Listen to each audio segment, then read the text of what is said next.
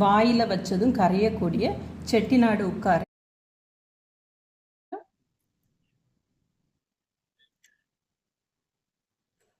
வணக்கம், இது நிலா கிச்சன்.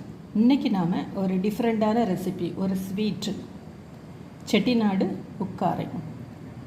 பேரும் வித்தியாசமாக இருக்கும், ஸ்வீட்டும் ரொம்ப டேஸ்ட்டாக இருக்கும். ஹெல்த்தியான ஸ்வீட்னு கூட இது சொல்லலாம். கோதுமை, மைதா, அரிசி எதுவுமே கிடையாது. 90% பாசிப்பருப்பு.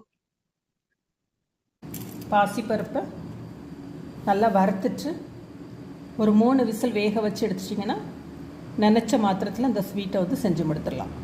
பேன் அடுப்பில் வச்சுடுங்க.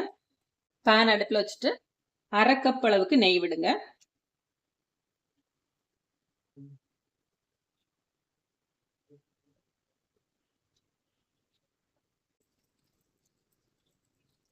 அரை கப் நெய் விட்டு 1/4 கப் அளவுக்கு ரவை சேர்த்து அதை வறுத்துடலாம்.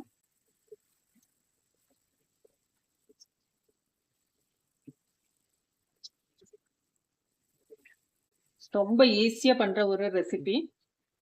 அல்வாவை விட டேஸ்ட் ரொம்ப அதிகம். ரவை நல்லாவே சகவந்து வரட்டும்.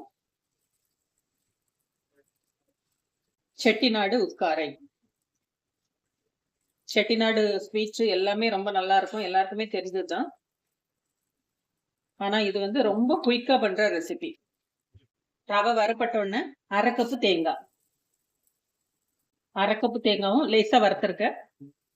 தேங்காய் கொஞ்சம் வறுப்பட்ட உடனே இதே போல வறுத்துட்டு தேங்காயும் சேர்த்தீங்கன்னா நல்லா இருக்கும். தேங்காய் கொஞ்சம் வறுப்பட்ட உடனே வேக வச்சு வச்சிருக்கிற பாசி பருப்பு,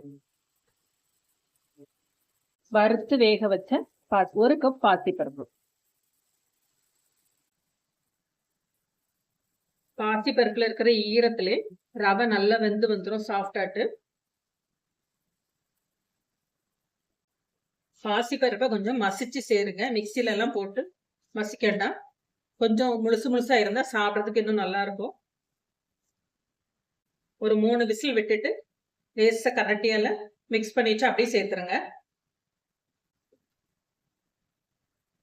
ரவை வெந்ததுக்கு அப்புறமா வெல்லம் சேர்த்தா போதும். பாசிப்பருப்பு ரவை எல்லாமே நல்லா ஒன்னா சேர்ந்துட்டு ரவையும் நல்லா வெந்துட்டு 2 ஏலக்காய், வெள்ளை கரைசல்,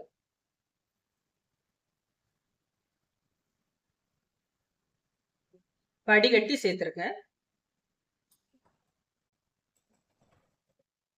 நல்லா கலந்து விடுங்க.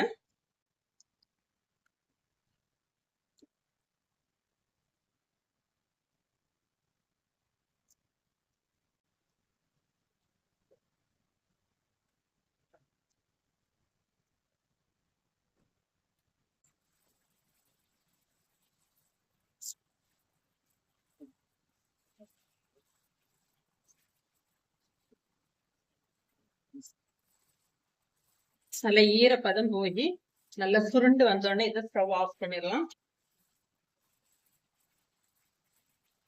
கேசரி போல இதுக்கு கலர்லாம் நம்ம சேர்க்க வேண்டிய அவசியம் இல்லை. ஏன்னா நாம வந்து வெல்லத்துலயாங்க செய்யறோம், அதுவே ஒரு நல்ல கலர் கிடைக்கும். ரொம்ப ஹெல்த்தியான ஸ்வீட். பாசி பருப்புலையாங்க செய்யறோம், சுகருக்கு பதிலாக வெல்லம் சேர்க்கிறோம். நல்லா சுருண்டு வந்துட்டு பாருங்க. ஈரப்பதம் நல்லா குறைஞ்சிச்சு. இப்போ இது வந்து ஸ்டவ் ஆஃப் பண்ணிடலாம். இது அதோட பதம். எதுல வச்சாலும் அப்படியே நிக்கணும், சைட்ல ஒட்டாம வரணும்.